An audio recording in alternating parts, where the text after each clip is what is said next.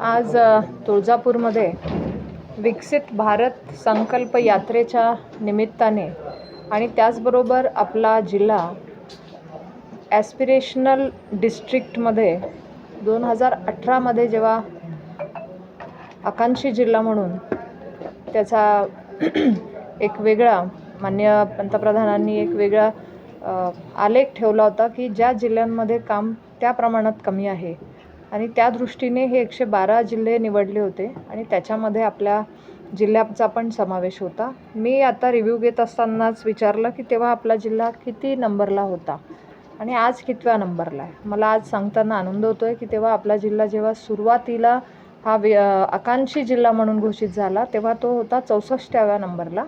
आज तो पॅरामीटर्स जे काम हे टार्गेट बेस काम केलं आहे त्याच्यामध्ये आजच्या घडीला तो 8व्या नंबरला आपला जिल्हा आलेला आहे.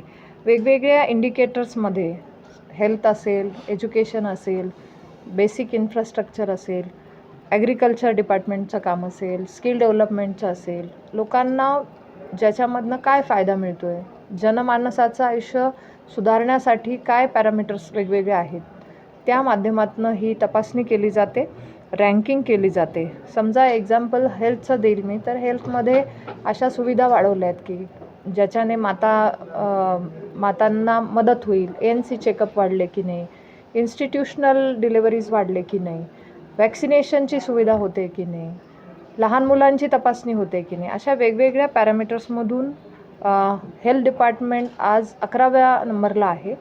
ॲग्रिकल्चर डिपार्टमेंट 10व्या नंबरला आहे. एज्युकेशन सेक्टरमध्येही चांगलं काम झालं आहे. बेसिक सुविधा शाळेमध्ये टॉयलेटची व्यवस्था असेल, पाण्याची व्यवस्था असेल, अशा इंडिकेटर्सच्या माध्यमातून एज्युकेशनमध्ये आपला 4था नंबर लागतो. स्किल डेव्हलपमेंटमध्ये आपण 49व्या नंबरमध्ये आहे. त्याच्यामध्ये जास्त फोकस करण्याची गरज आहे आणि त्या दृष्टीने निर्देश पण दिलेत.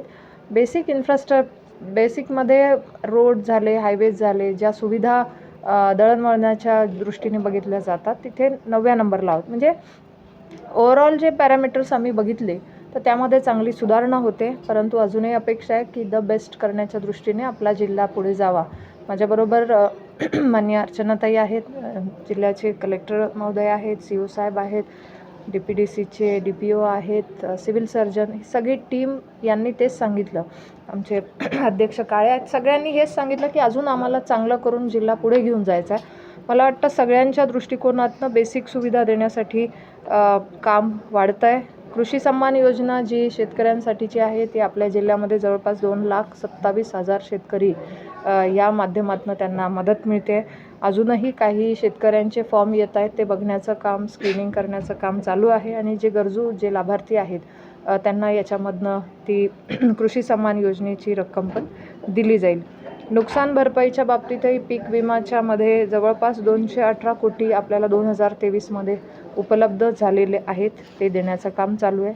प्रधानमंत्री जन आरोग्य योजना एक अशी योजना आहे ज्याच्यामध्ये 5 लाखापर्यंतच्या विमा पेशंटच्या परिवाराला, पेशंटला मदतीला 5 लाखापर्यंतची मदत ऑपरेशनसाठी, बेसिक गरज असते तेव्हा मेडिसिनसाठी, आणि याच्यामध्ये ही जगातली सगळ्यात मोठी स्कीम आहे असंच आम्ही म्हणतो. पंतप्रधानांनी एक हक्काचं ॲश्युरन्स जी गॅरंटी आहे, हेल्थच्या बाबतीतली गॅरंटीचं कार्ड म्हणतो आम्ही त्याला, आणि ती दिलेली आहे. या कार्डच्या माध्यमातून आपल्या जिल्ह्यात देखील जवळपास 12 लाख लोक याच्यामध्ये आयडेंटिफाईड आहेत बेनिफिशरी.